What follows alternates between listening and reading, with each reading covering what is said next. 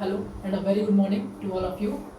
जैसा कि आज हम लॉकडाउन के चलते लॉजिक्स क्लास की तरफ से बायो की एक स्पेशल क्लास सभी कॉम्पिटिटिव एग्जाम्स के लिए शुरू करने जा रहे हैं और उम्मीद करते हैं कि जो मैं आज आपको डिस्कस करूँगा जो आपके साथ वो सारे क्वेश्चंस आपके आने वाले कॉम्पिटिटिव एग्जाम्स में उनके आने की प्रोबेबिलिटीज़ काफ़ी ज़्यादा है। तो आप आज का जो हमारा टॉपिक है उसका नाम है सेल, कोशिका। इससे काफ़ी ज़्यादा एग्जाम्स जो हैं, काफ़ी ज़्यादा क्वेश्चंस जो हैं वो काफ़ी एग्जाम में पूछे जाते हैं और काफ़ी आए भी हैं। अभी यूपी टेट में, आरआरबी एनटीपीसी में, मोस्टली एग्जाम्स में ये क्वेश्चन जो हैं वो पूछे गए हैं।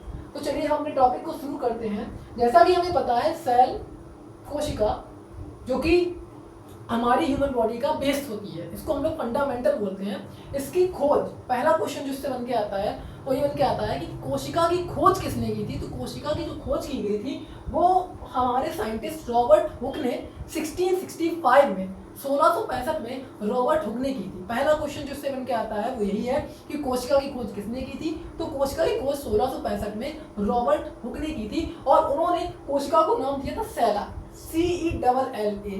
उन्होंने कोशिका को सेला नाम दिया था। तो कोशिका की खोज की गई रॉबर्ट हुक के द्वारा। उसके बाद लेकिन दूसरा क्वेश्चन जो बन के आता है वो ये है कि जो उनकी जो थ्योरी थी कि हर एक जीव, हर एक ऑर्गेनिज्म जो दुनिया में है, प्राणी जो दुनिया में है वो कोशिका से बना हुआ है, उसको प्रूफ किसने किया था। तो उसको प्रूफ किया था बीस्वान और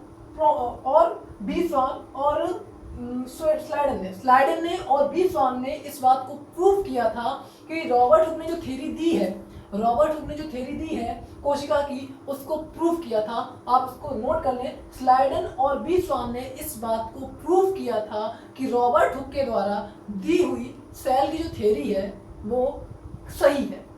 नेक्स्ट, अब हम लोग बात करेंगे सेल्स के पार्ट की। जैसा कि हमारे जो सेल्स है इसके जो पार्ट्स हैं हम उनके बारे में पढ़ेंगे, उनके फंक्शंस क्या हैं, तो उनके बारे में लोग शुरू करते हैं। सबसे पहले सेल जो होती है वो एक मेम्ब्रेन से मिलकर बनी हुई होती है, जिसको हम लोग कहते हैं सेल मेम्ब्रेन, जो कि ये इसका आउटर कोर्स है, जिसको हम लोग कोशिका भित्ति कहते हैं। ठीक है। अच्छा, किस तरीके से पहचानेंगे कि ह्यूमन सेल जो है वो प्लांट सेल से डिफरेंट है। हम कैसे पहचानेंगे कि जो ह्यूमन सेल है वो प्लांट सेल से डिफरेंट है। तो सबसे जो बेसिक डिफरेंस है ह्यूमन सेल और प्लांट सेल में, ये क्वेश्चन ही पूछा गया है कि किस तरह से, आपके एग्जाम में पूछा जा चुका है कि किस तरह से हमारी जो ह्यूमन सेल है वो प्लांट सेल से अलग होती है, किस चीज के कारण, यानी ऐसी क्या चीज होती है जो ह्यूमन सेल में नहीं होती है और प्लांट सेल में पाई जाती है। तो उसका आपका राइट आंसर होता है सेल वॉल, कोशिका भित्ति। कोशिका भित्ति की उपस्थिति के कारण जो हमारी प्लांट सेल होती है वो ह्यूमन सेल से डिफरेंट हो जाती है, अलग हो जाती है। अब हम बढ़ते हैं आगे, हमारे जो नेक्स्ट जो क्वेश्चंस है, नेक्स्ट टॉपिक्स है, उनके बारे में हम डिस्कस करते हैं। चलिए अब हम बात करते हैं हमारे कोशिका का जो मेन पोर्शन है न्यूक्लियस, जो कि हमारा फंक्शन कंट्रोल करता है। क्वेश्चन आएगा आपके एग्जाम में कि कोशिका का वो कौन सा हिस्सा होता है, कोशिका का वो कौन सा भाग होता है जो पूरी कोशिका को कंट्रोल करता है। कोशिका को कंट्रोल करने का काम कौन करता है। तो इसका आपका राइट आंसर हो जाएगा न्यूक्लियस, यानी कि केंद्रक। एक क्वेश्चन और मैं आपको बताने जा रहा हूं, एक क्वेश्चन जो आपके एग्जाम में और पूछा गया है वो ये है कि न्यूक्लियस की खोज, कोशिका में पाए जाने वाला केंद्रक की खोज किस वैज्ञानिक ने की। तो इसका राइट आंसर होता है ब्राउन ने कोशिका के न्यूक्लियस की खोज की थी। ये क्वेश्चन काफी ज्यादा आपके एग्जाम में पूछा गया है, तो आप इसको याद रखिए, ब्राउन ने कोशिका के न्यूक्लियस की खोज की थी। अब हम बढ़ते हैं आगे। और क्वेश्चन जो कोशिका से रिलेटेड आपके एग्जाम में पूछे गए हैं वो ये है कि कोशिका में प्रोटीन का संश्लेषण कौन करता है। कोशिका में जो प्रोटीन पाई जाती है उसका संश्लेषण कौन करता है। तो इसका राइट आंसर हो जाएगा एंडोप्लाज्मिक रेटिकुलम। एंडोप्लाज्मिक रेटिकुलम जो होता है वो कोशिका के अंदर प्रोटीन को एब्जॉर्ब करने का काम करता है। प्रोटीन को एब्जॉर्ब करने का काम एंडोप्लाज्मिक रेटिकुलम करता है। फिर एक क्वेश्चन जो सभी को पता है, कि किस पार्ट को कोशिका का पावर हाउस कहा जाता है।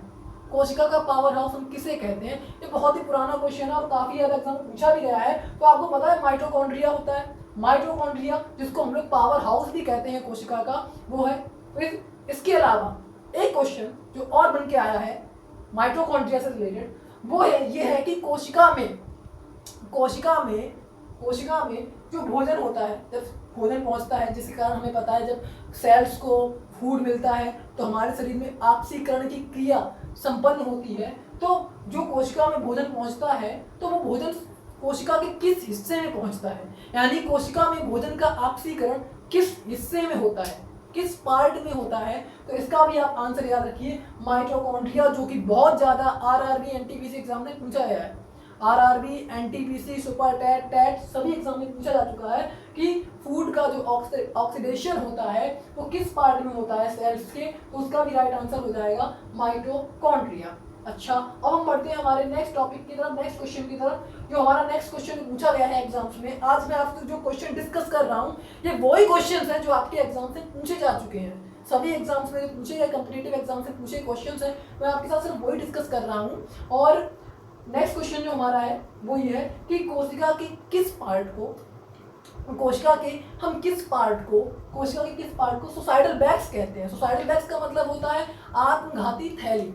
कोशिका के किस हिस्से को आत्मघाती थैली बोला जाता है। तो आपको याद रखना पड़ेगा, जो लाइसोसोम होता है हमारा, लाइसोसोम जो होता है हमारा, उसको हम लोग बोलते हैं कोशिका की आत्मघाती थैली। आत्मघाती थैली क्यों बोलते हैं ये भी मैं आज आपको बताने जा रहा हूँ। आत्मघाती थैली इसलिए बोलते हैं क्योंकि जो लाइसोसोम होता है वो सेल्स के डेड होने के बाद उसका बचा हुआ मटेरियल होता है वो उसको अपने अंदर एब्जॉर्ब कर लेता है। इसीलिए लाइसोसोम्स को सुसाइडल बैग्स भी कहा जाता है। हमेशा याद रखिएगा, कोशिका की आत्मघाती थैली जो होती है वो हमारी लाइसोसोम्स बोली जाती है।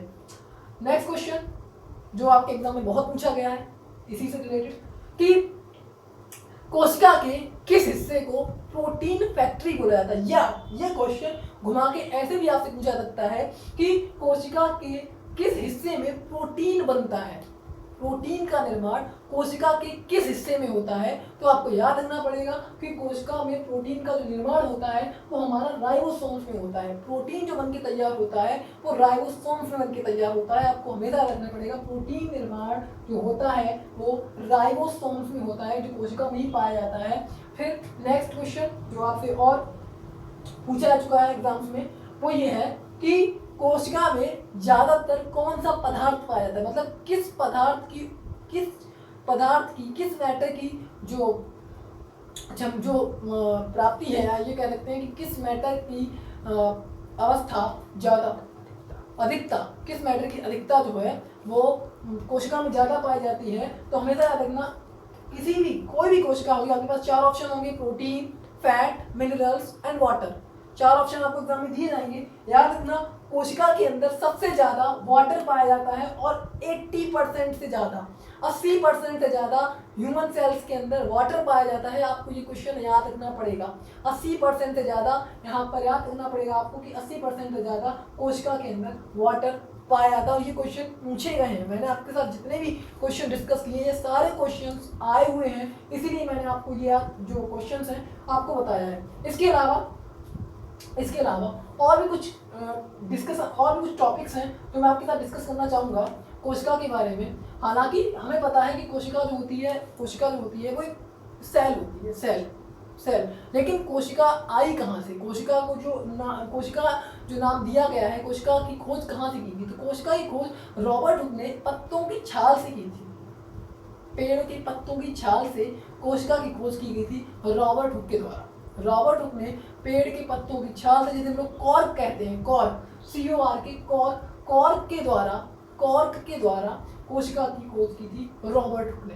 ये भी क्वेश्चन आपसे पूछा जाता है, प्रोबेबिलिटीज कम है लेकिन ऐसा नहीं आएगा नहीं, आ सकता है। तो कोशिका की खोज जो रॉबर्ट हुक ने की थी, रॉबर्ट हुक ने जो कोशिका की खोज की थी वो कॉर्क से की थी, पेड़ की छाल से। पेड़ की छाल के द्वारा रॉबर्ट हुक ने हमें ये बताया कि हाँ सेल जो है इस दुनिया में एग्जिस्ट करती है। और उनकी जो थ्योरी, जैसा कि मैं आपको अभी बता चुका हूँ, उनकी जो थ्योरी थी उसको प्रूव किया था स्लाइडेन और बी स्वान ने ही इस थ्योरी को प्रूव किया था। अच्छा, नेक्स्ट क्वेश्चन जो मैं आपको बताना चाहूँगा, हमारी कोशिका के सारे फंक्शंस को कंट्रोल कौन करता है। हमारी कोशिका के जो सारे फंक्शन होते हैं उनको कंट्रोल कौन करता है। तो जैसा कि आपको पता है कि कोशिका के सारे फंक्शंस को कंट्रोल करने का काम जो होता है वो न्यूक्लियस का होता है, तो न्यूक्लियस के द्वारा ही कोशिका के सारे फंक्शन जो है वो कंट्रोल किए जाते हैं। इसके अलावा सेल ये क्वेश्चन भी आ सकता है कि कोशिका जो एक लैटिन वर्ड है, कोशिका जो वर्ड है सेल वर्ड जो है वो एक लैटिन वर्ड है, इसका मतलब क्या होता है? सेल जो कि एक हमारा लैटिन वर्ड है, लैटिन लैंग्वेज में आता है, उसका मतलब क्या होता है? तो याद रखिएगा उसका मतलब होता है अ लिटिल रूम। क्वेश्चन ये आ सकता है, इसका मतलब होता है एक छोटा सा